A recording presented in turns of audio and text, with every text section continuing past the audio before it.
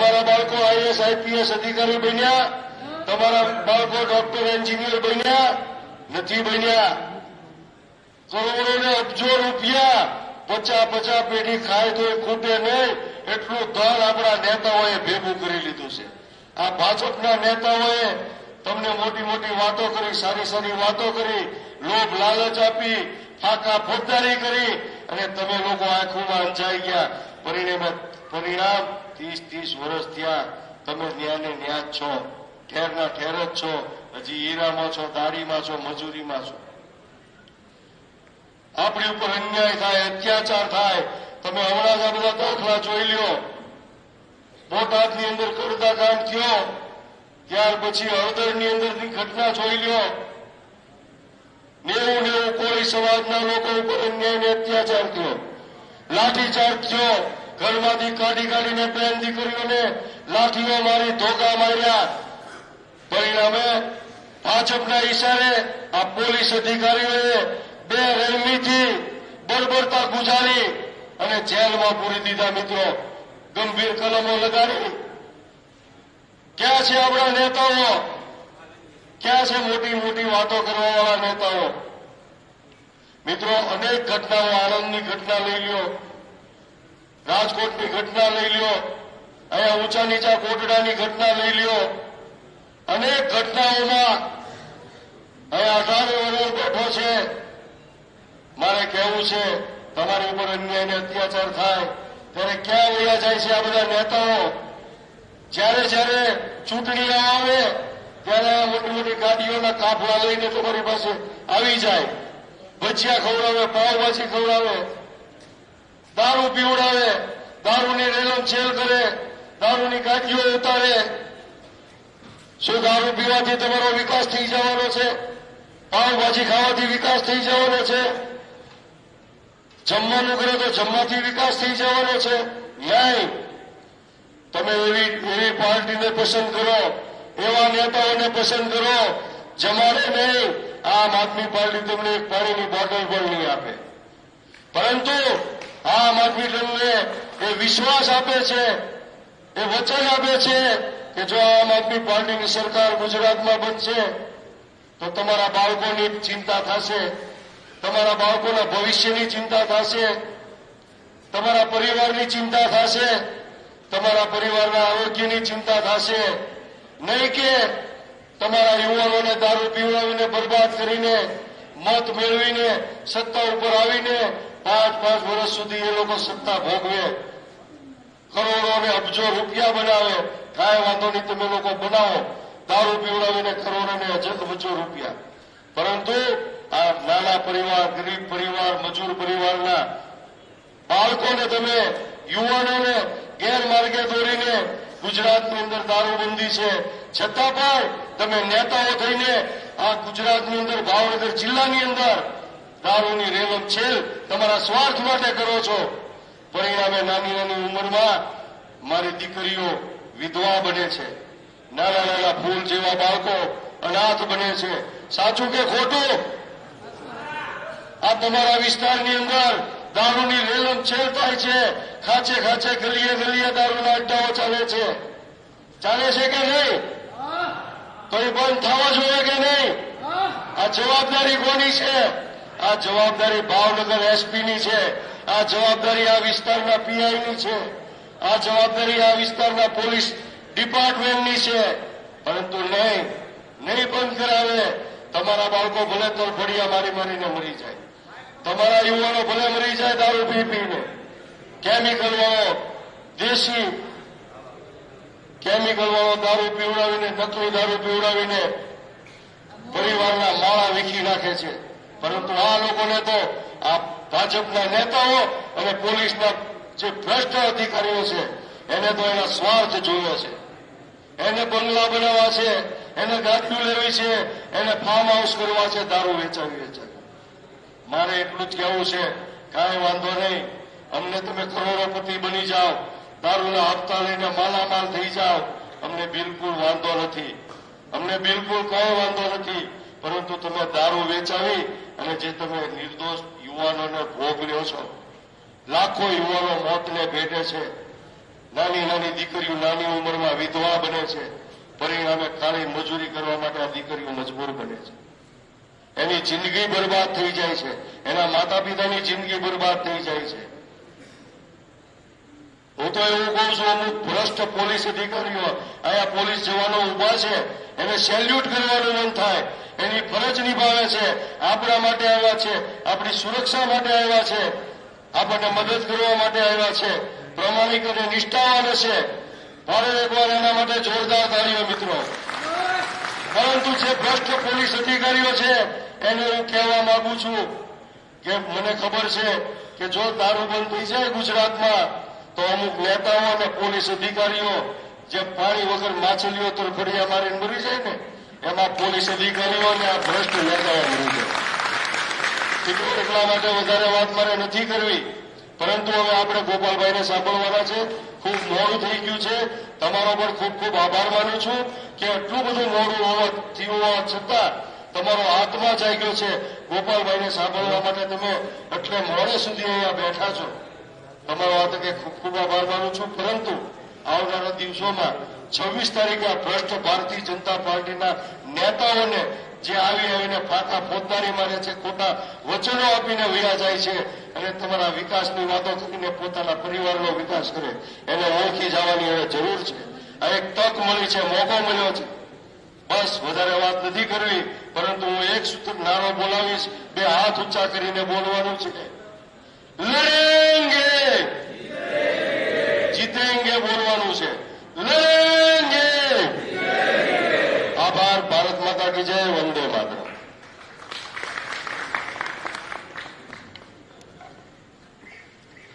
ખૂબ ખૂબ આભાર રાજુભાઈ.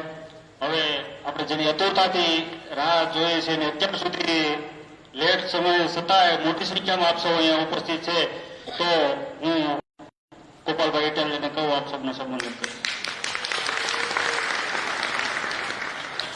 મજામાં બધા? રાતના 12 વાગવા આવ્યા છે.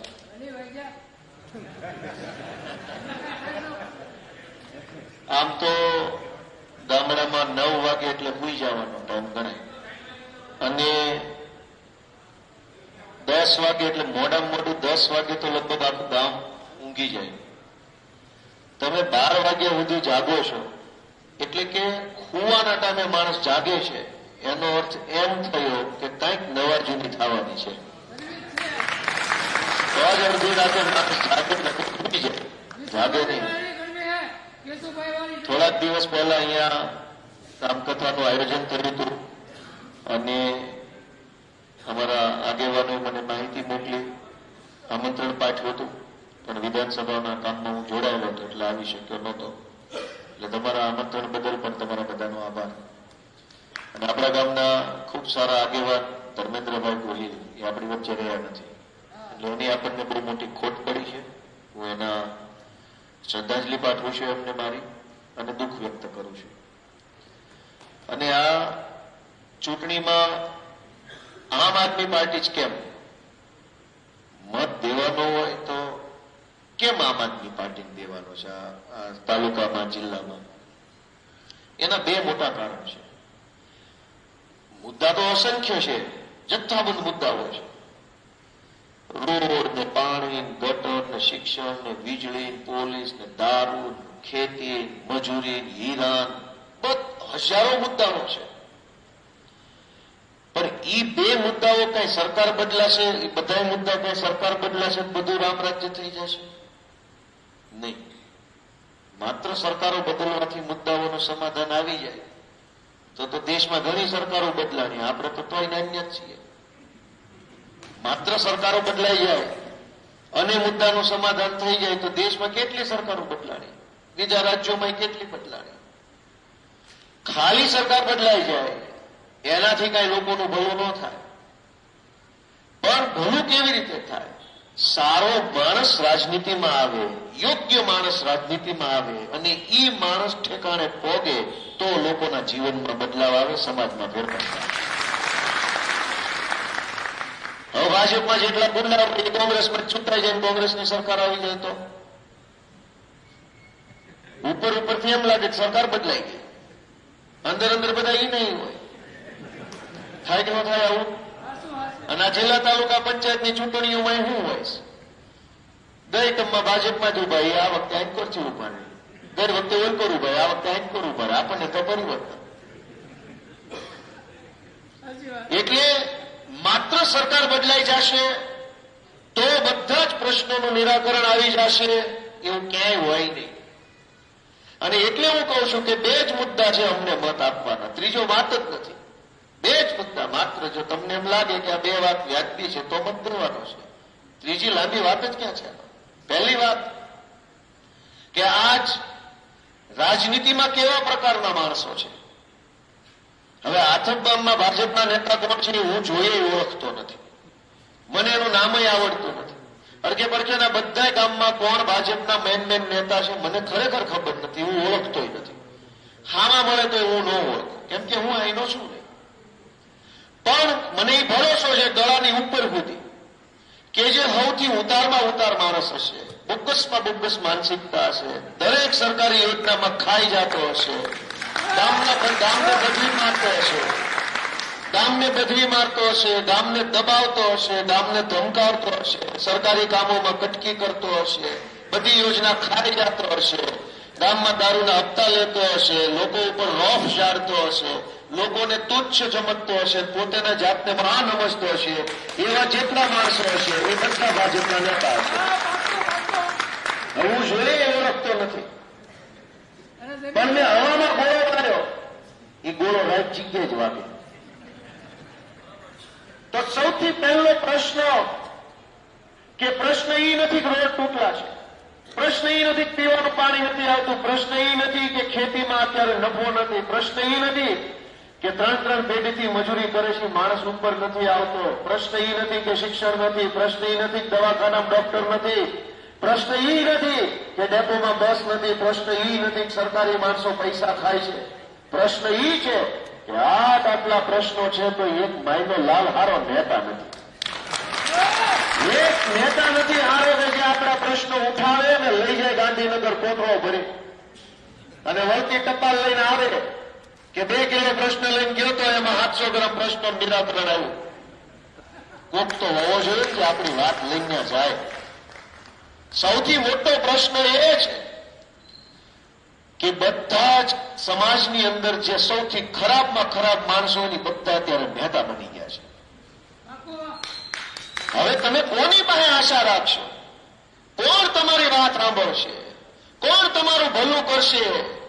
કોણ તમારો પ્રશ્ન સરકારમાં લઈ જશે? અને સરકારે ક્યાં હારા માણસની બનેલી છે? આ નાના ગુંડા હોય, ઉપર એનથી મોટા હોય. તમે કોની વાતે બેઠા છો? તમે કયા નેતાની વાતે બેઠા છો કે આ નેતા આવશે ને અમારો ઉદ્ધાર કરશે? અને દરેક નેતાની કહાની શું છે કે હું જીવું ત્યાં સુધી હું નેતા, હું મરું તો મારા છોકરા નેતા, એ મરે તો એના છોકરા નેતા, એ મરે તમારો આમાં વારો જ કેમ? આખા ગુજરાતમાં ભાજપમાં ને કોંગ્રેસમાં આ ધંધો હાલે છે. એટલે પહેલો મુદ્દો એ છે કે કોઈ હારો નેતા જ્યાં સુધી રાજનીતિમાં નહીં આવે ત્યાં સુધી સમાજની, આ વિસ્તારની, ગુજરાતની એક એક માણસની હાલત ક્યારેય બદલાવાની નથી. એટલે ચૂંટણીમાં મત આપવો તો એમ વિચારીને આપવો કે હારો માણસ લાવવો છે. બહુ મોટી મોટી વાતો કરી જાય ને મત ન દેવો, હું કરું તો રોડ બનાવી દઈશ ને ખાડા બોરી દઈશ ને કાંઈ કરવાનું નથી ભાઈ, તો હારો માણસ છોક ને ઈ કે પેલા માણસ હારો ન હોય તો કામ હારું ક્યાંથી કરશે? એટલે પહેલો મુદ્દો એ છે કે તમારું મન એમ કે રાજનીતિમાં અમારે સારા માણસોને લાવવા છે, જવાબદાર માણસો, સમજદાર માણસો, સમાજમાં આબરૂદાર હોય એવા માણસો. જે દિવસે એવા માણસો રાજનીતિમાં આવશે ને તેથી સમાજના 50% પ્રશ્નો આપમેળે ઓછા થઈ જાય, ખાલી હારો માણ આવી જવાથી. કેમ કે જિલ્લામાં હારો એસપી આવે તો એને ઘણું સારું થઈ જતું. નહીતર સરકાર એની, ધારાસભ્ય એનો, એક એસપી કઠોળ કાળજાનો આવી જાય તો જિલ્લામાં બધાને મજા આવવા મળે, ગુંડા બહાર વયા જાય, હારા માણા શાંતિ જીવે. થાય છે કે થતું? થાય છે કે નહીં? એક સારો પીએસઆઈ આવી જાય તોય ઘણીવાર બહુ સારું થતા આપણે જોયું છે કે નથી જોયું? તો એક સારો માણસ આવે તો કેટલું સારું થાય એનો દાખલો આપણા બધાની નજર સામે જ છે. હાઈસ્કૂલમાં એક પ્રિન્સિપાલ હારો આવી જાય તો શાળા શાનદાર બનાવી દે. અમુક અમુક શાળામાં શિક્ષકો બહુ સારા હોય તો એ શાળા એટલી મસ્ત હોય, ઝાડવા હોય, રંગરોગાન કરેલું હોય, બધું સાફ સફાઈ હોય, નિયમિતતા હોય. શું કામ? કે શાળામાં એક સારો શિક્ષક આવી જાય તો શાળા શાનદાર બની જાય. એક સારો પીએસઆઈ આવે તો તાલુકો આખો શાંતિથી રહેતો થઈ જાય. તો એક પીએસઆઈ આવવાથી એક તાલુકો સુખી થઈ શકતો હોય તો એક સારો માણસ ગૃહમંત્રી બની જાય શું ન થતું હોય? આપણે એમ નથી કહેવાનું કે અમને આ કામ કરી દો, ઓલું કામ કરી દો, આ કામ કરી દો. આપણે એમ કહેવાનું સારો માણસ લઈ આવો, બધા કામ કરશે કેમ કે માણસ સારો છે. તો તમારે અમને એટલે મત આપવાનું છે કે અમે રાજનીતિમાં સારા માણસોને આવવાની જગ્યા બનાવી છે. અમારા ચૈતરભાઈ વસાવાનું નામ તો બધા સાંભળ્યું જ હશે ને? કેવી મજા આવે છે એનું કામ જોઈ. માણસ તો પહેલાય સારો હતો ભાઈ ચૈતર વસાવા.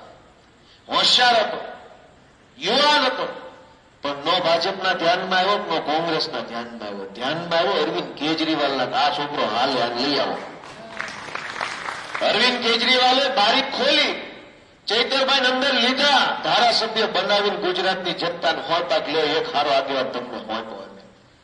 તમે મને કહો ચૈતરભાઈ આગળ આવ્યા તો ગુજરાતની જનતાને કઈક ફાયદો ખરો કે નહીં? લોકો માટે લડે છે, અવાજ ઉઠાવે છે, બોલે છે, વેચાતા નથી, ડરતા નથી, જેલમાં જાય તો પાછા પડતા નથી. એથી સારો માણસ કેવો હોય? એક સારો આગેવાન આપવાનું કામ અરવિંદ કેજરીવાલે કર્યું. પ્રવીણ રામ અમારા સંઘર્ષ કર્યા કરે છે, એનું કદાચ નામ સાંભળ્યું હોય તો. કોણ લઈ આવ્યું રાજનીતિમાં એને? અરવિંદ કેજરીવાલ લઈ આવ્યા. આમ આદમી પાર્ટીમાં લઈ આવ્યા, હોદ્દો આપ્યો, ટિકિટ આપી, માઇક આપ્યું, મંચ આપ્યું, લડવા માટેની તક આપી અને જ્યાં જરૂર પડે ત્યાં માર્ગદર્શન આપીને ગુજરાતને ખારો નેતા આપવાનું કામ કર્યું. અમારી જેવા માણસને કોણ લઈ આવ્યું જાહેર જીવનમાં? હું હીરા ગણતો હતો ગુમુદવાડીમાં, ભાવનગરમાં જ હીરા ઘસતો હતો.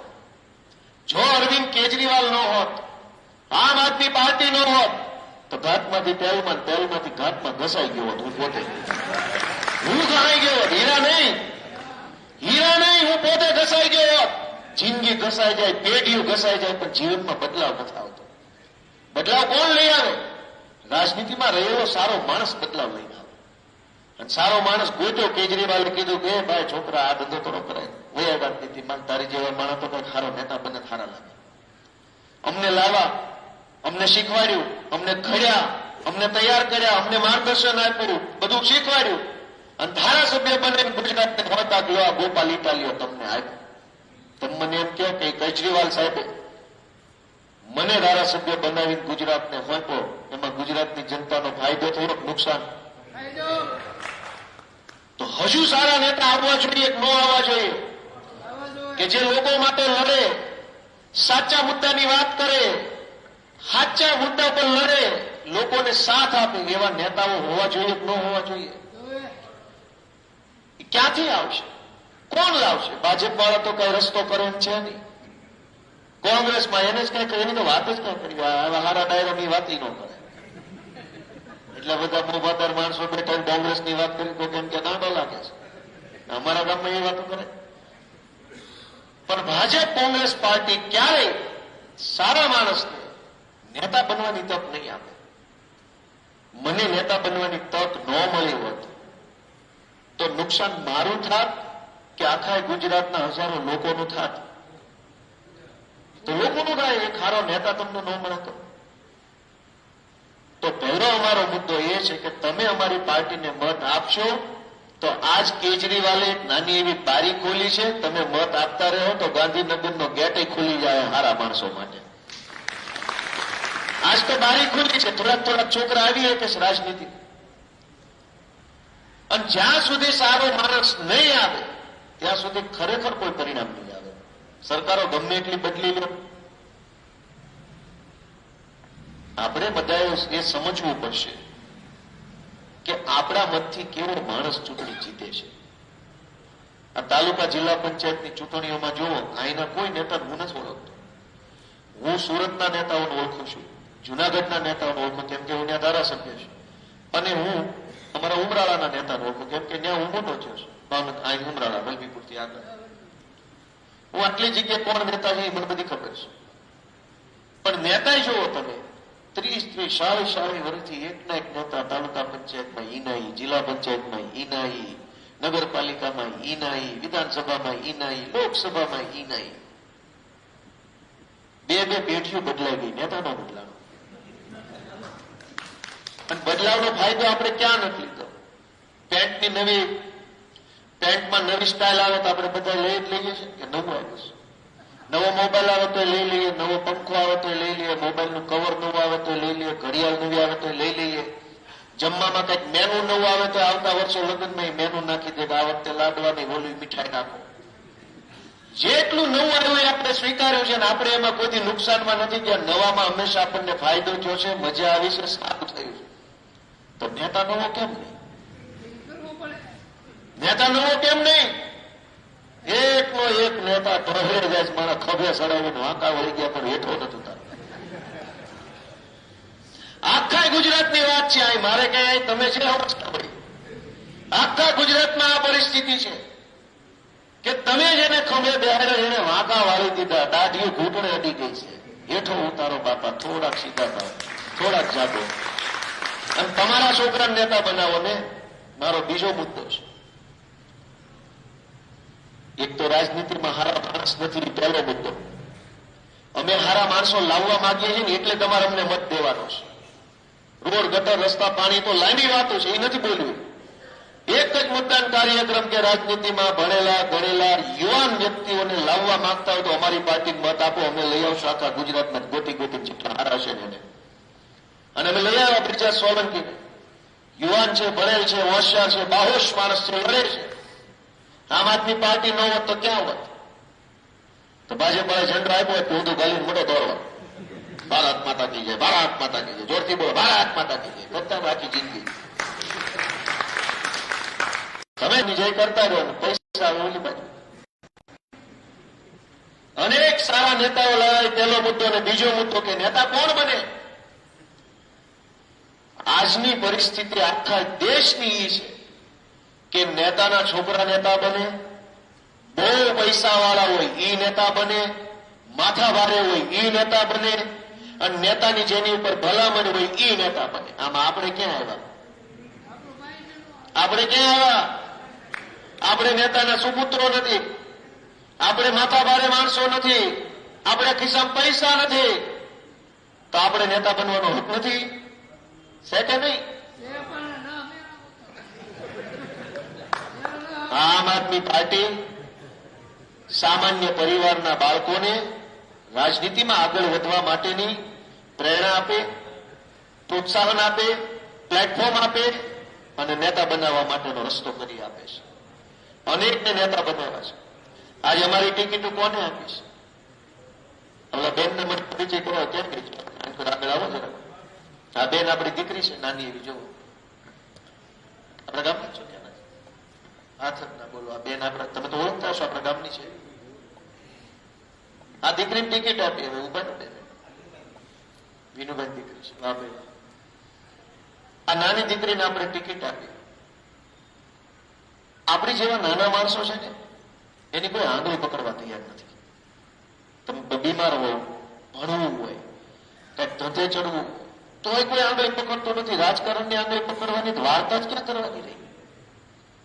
આપણે હીરા ગણતા હોય અને પહેલી વખત રાજકારણમાં આવવું હોય ને, તો જેટલા રાજકારણીઓને એવી સલાહ પણ તમારે આમાં ન હોય, તમને આમાં ન ખબર પડે, ધંધીનો કરો, ધંધીનો. કા ભાઈ અમારે કેમ ન હોય? એટલે કે રાજકારણ બહુ ખરાબ છે, બહુ ખરાબ છે. પણ તો તું હીરા ગણવા દે છે, ખરાબ છે તું શું કરે છે? દેજે હીરા ગણવા તમે તોડે બોર તળાવ જ્યાં કારખાના જગ્યા ખાલી હોય. તમે નેતા બનવા નીકળો તો તમને તમારું મનોબળ તોડે. તમને એમ કે તમે ન બની શકો, તમને ન આવડે, તમને ન ખબર પડે, તમને કોઈ મત નહીં દે, તમારી પાસે ક્યાં પૈસા છે, તમારી ક્યાં ઓળખાણ છે? બહુ વાયડે થાય તો પોલીસ મોકલીશો, કેસ થઈ જાય, જેલમાં ભરાઈ જાય, શનિ મહિના 2 ફોર્મ પાછું ખેંચી લો. તમે નેતા બનો તો બધા નેતાને વાંધો છે. તમારા છોકરા નેતા બને તો ભાજપને વાંધો છે, કોંગ્રેસને વાંધો છે, ગુંડાઓને વાંધો છે, બુટલેગરોને વાંધો છે, માફિયાઓને વાંધો છે. તમારા છોકરા નેતા બને તો અમને બહુ હરખ થાય છે, કેજરીવાલને બહુ ખુશી થાય છે. તમારા છોકરા નેતા બનવા જોઈએ, નેતાના છોકરા નેતા ન બનવા જોઈએ. અને એટલે તમારા છોકરાને કેજરીવાલ ટિકિટ આપે છે કે આને અમારે નેતા બનાવવા છે, ઓલા નહીં. અને એટલે તમારે અમને એટલે મત દેવાનો છે કે અમે તમારા છોકરાને નેતા બનાવીએ છીએ, આગેવાન બનાવીએ.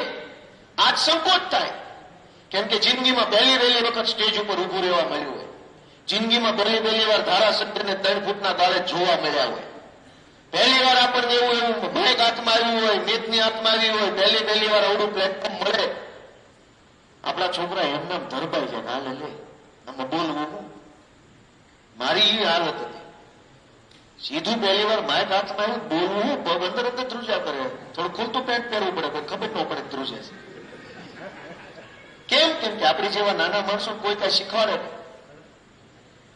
પહેલી વાત એ છે કે સારા માણસોને લાવવા હોય તો અમને મત આપો, તમારા છોકરાને નેતા બનાવવા હોય તોય અમને મત આપો. આ 2 જ મુદ્દાનો કાર્યક્રમ આખી ચૂંટણીમાં છે, લાંબી કોઈ વાત જ નથી. લ્યો, નેતાના છોકરાને નેતા બનાવવા હોય, ગુંડાને નેતા બનાવવા હોય, પૈસાવાળાને નેતા બનાવવા હોય તો અમને મત ન દેતા. તમને જે ભાવે મત દઈ દેજો, હું તો માગવા આવ્યો તો ન દેતા. પણ તમારા છોકરા આગળ આવે અને તમારા છોકરા આગળ આવશે શું કરશે ખબર છે? આ મને વિસાવદરના અમારા ખેડૂતોએ ધારાસભ્ય બનાવ્યો, મને મારા લોકોએ ધારાસભ્ય બનાવ્યો. કેમ કે એને એમ લાગે છે કે ગોપાલ અમારો છે, અમારી જેવો છે, અમારા માંથી આવે છે. તો મને હામે એટલી લાગણી હોય કે આ બધા અમારા છે, આની માટે તમારે જે કરવું પડે એ કરીશ. તો હામી લાગણી હોય. હવે જે પૈસા દઈને છૂટાઈ જાય એ એમ જ કે આને વેચાતા લીધા છે, એ થોડા જ કે અમારા છે એમ ન કે. હું સ્ટેજ ઉપર માઇક લઈને ઉભો હોઉં તો મને એમ થાય કે આ બધા અમારા છે, આપણા છે, પોતાના મા બાપ છે. પણ 500 આપીને મત લીધા દેતા આ બધાને વેસાતા રાખે છે ઉધડા. પછી તમે પ્રશ્ન લઈને આવો ક્યાં સાંભળવાનો જ વિધું? ઉધડા જ લઈ લીધા. વાસ્તવમાં કેટલા તો આગેવાન આવે 1500, જવાબદારી તો કે મારી 5 લાખ આને આપો, ગામને 500 બાપુ ગામ ઉધડું. પછી કે રોડ બનતા નથી, નિહાળ બનતી નથી, કાંઈ થતું નથી. તમારા ચૂંટાશે તેથી તમારી પીડાની કદર થાય. તમારા પોતાના નહીં છૂટાય ત્યાં સુધી તમારી વેદના કોઈ સમજશે જ નહીં. તમે કેમ જીવો છો, તમને કેટલી તકલીફ છે, તમારે શું જોઈએ છે, એ તો તમારો હોય એ સમજે. બહારનું થોડું સમજવાનું છે. આ દીકરી ભલે નહીં કઈ આવડતું હોય પણ તમારી તો છે ને, તમારી ભેગી રહેશે, તમને રોજ જોવો છે. આ માણસ કેમ જીવે છે, આ સમાજ કેમ જીવે છે, સમાજને શું ઘટે છે, શું ખૂટે છે, શું તકલીફ છે, એ બધું નજરે જોવે છે. એકવાર તમારા આશીર્વાદથી કઈક ખુરશી પર બેસે તો પેલી પીડા એટલે તમારી દેખાય. પેલું થી જોઈએ તો મારા છે એનું કઈક કરવું પેલા. અને જે પૈસા વાળા છે એ પેલા એમ જોઈએ કે આમાં રોડના ગામમાં મને કેટલા મળે, એટલા મને ટેન્ડર આવ્યું, એમાં શું છે, કઈ 7% સાર નહીં આવે, હાથ દેવા પડશે. આ વખતે બીજી વાર જીત્યો છું. અને એટલે હું તમને કહેવા આવ્યો છું કે મુદ્દા બહુ સાચા છે, બોલવા બે તો હવાર પડી જાય. પણ સમજવા જેવા 2 જ મુદ્દા મેં તમને કીધા છે. ખારા માણસ લાવવા હોય તો અમને મત દો, અને તમારા છોકરાઓને નેતા બનાવો તો અમને મત દો. ગામના છોકરા મોટા કરવા હોય તો જ્યાં મજા આવે ત્યાં દઈ દો. અને મજા શું કે આ લોકો શું સમજે છે આપણને, આ ભાજપ વાળા આપણને સમજે શું, એ આપણને શું સમજે છે? મને એટલું બધું અંદરથી દુઃખ થાય છે આ વાત જાણીને કે એ શું સમજે છે આપણને. દર ચૂંટણીએ પૈસા ખાવાનું લઈને આવી જાય છે, દર ચૂંટણી. એટલે શું સમજે છે? બકરો કેટલાનો આવે? એક બકરાનો શું ભાવ હોય? હારા મારો લ્યો તો 10,000. એવું થોડું છે, ગમે ખબર હોય એના માટે કેટલો આવે બકરો? 10-12 હજાર મિનિમમ. એથી સસ્તો નો આવે, એ મરેલા જેવું આવે. પાસે હારો લ્યો તો 10,000 નો બકરો આવે. ગજેરો કેટલાનો આવે?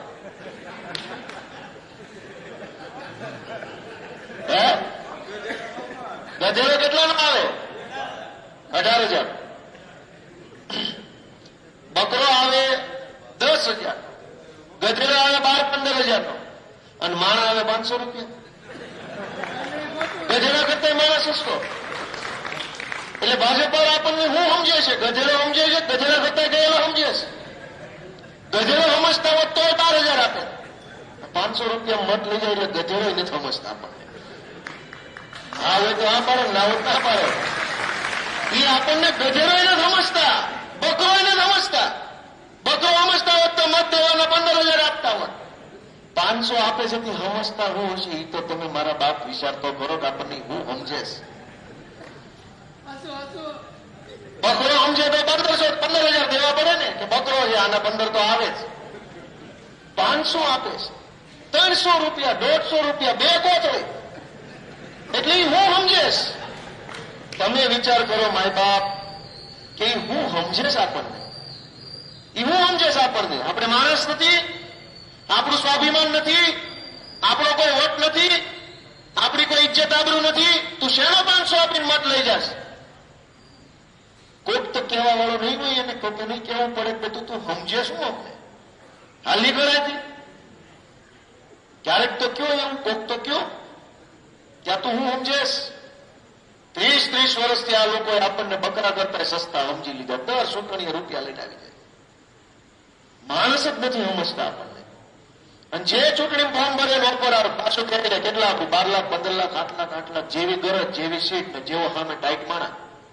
ઢીલો માણસ 2 લાખનો બોર પડી જાય, ટાઈટ માણસ તો 5 લાખે પડે, એથી ટાઈટ 15 પડી જાય. એ સમજે શું? હું અત્યારે નેતા છું, હું તમને એમ કહું 500 આપી દો, હાલ બેજ અમારી ગાડીમાં, તો તમે બે જાઓ. તરત નહીં વટ કરો કે એમ છે ને તાર બાપનું છે અમારું કામ. મત માંગો તો કેમ એમ નથી થતું? આ લોકોને ખાવી ગઈ છે ભાજપ વાળા, કોંગ્રેસ વાળા. દર ચૂંટણીએ પૈસા, દારૂ, ખાઓ પીવો, એશ કરો, મત દઈને પછી ભૂખે મરો. 30 વર્ષ આમનામ કાઢ નાખ્યા. ક્યાં સુધી આવવા છે? અને એને કેટલો વિશ્વાસ કેટલો છે કે પૈસાથી બધું જ થઈ જાય. એને વિશ્વાસ તો જો કે ગમે એવી ચૂંટણી આવે પૈસા દઈ નીકળે. એને વિશ્વાસ પૈસા ઉપર છે કે આપણી ઉપર વિશ્વાસ છે કે બેસાય જ થાય. પણ તમને વિસાવદર વાળીને એક મંત્ર કહેતો જાઓ કે અમારા વિસાવદરમાં શું થયું? બધા ભાજપ વાળા આવ્યા, પૈસા લેતા આવ્યા, પોલીસ લેતા આવ્યા, ગુંડા લેતા આવ્યા, માફિયા લેતા આવ્યા, સમાજના આગેવાન લેતા આવ્યા, શરમાવા વાળા, મારું જોજો એવા કરવા વાળા. પબ્લિકને બહુ હોશિયાર. એને બધી જ વકલના માણસો ઉતાર્યા. અને ચૂંટણીમાં જ્ઞાતિ આધારે પ્રચાર થાય એમાં કઈ લડાઈ નથી. એ તો થાય છે, વર્ષોથી આવે. હરહોરની જ્ઞાતિના નેતા હરહોરની જ્ઞાતિમાં જઈને કે ભાઈ અમને મત દેજો, આમ છે તેમ છે, તમારી જ્ઞાતિમાં જ છે વગેરે.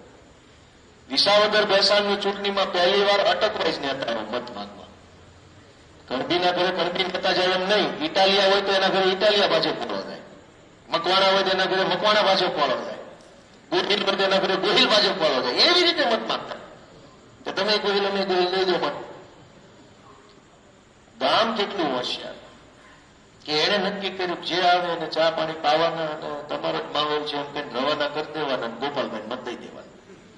ના પાડો સારા લોક કરે, તમને નથી દેવા કે લોક કરે, દમ દાટી કરે, તાક ધમકી કરે, કોઈકના ફોન કરાવડાવે, શર્મ આવે, તમને જ દેવાના છે. ખોખારો ખાને એવું તાકાત થી કહેવાનું કે ઉપર સુધી રિપોર્ટ મોકલી દે આ તો પેક છે આ બાજુ હા કહેવાનું ઓલી બાજુ. એવા તાકાત થી પેક છે એમ કહેવાનું મારે એમ ખોટામાં આવી જાવ છે કે અહીંયા તો કઈ કરવા થોડુંક. ગામના ગામ લોકો આવી રીતે ટેક્સ છે બોલાય ખોટામાં પૈસા વાપરી ગયા. ગામે લે તો મજા કરી લીધી, દીધો હાવડા. આખામાં એવું છે ખાઓ પીઓ એશ કરવાની કે દઈ તો હાવડા. કે તેના 30 વર્ષથી સોટા છે, 10 ચૂંટણીએ તપેલું લઈને આવી જાય, તાવડો લઈને ખાઈ લઈને મત દઈ દે. એમ થોડું બાપા પેઢીઓ હાલે થાય. અમારે હારો માણસ જોઈશ બચ્યા નહીં. હારો માણસ હશે તો બધું સારું થાય.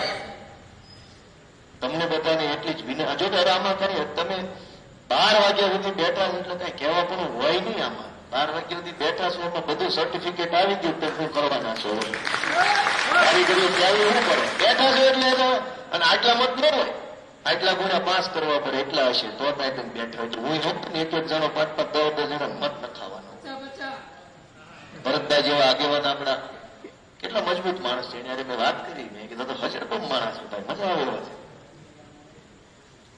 એટલે છેલ્લી વાત મારે એ કહેવી છે કે આ ચૂંટણીમાં ભાજપ પાર્ટી એવું ઈચ્છે છે કે આમ આદમી પાર્ટી ટકવી જ ન જોઈએ, વધવી જ ન જોઈએ, ગુજરાતમાંથી ભૂકો થઈ જવી જોઈએ. અને અમે એમ ઈચ્છીએ છીએ ભાજપ નો રહેવું જોઈએ, એ ભૂકો થઈ જવી જોઈએ. હા મામું બે એવું ઈચ્છે છે. એ હું ઈચ્છે છે એમાં બહુ કઈ વાંધો નથી.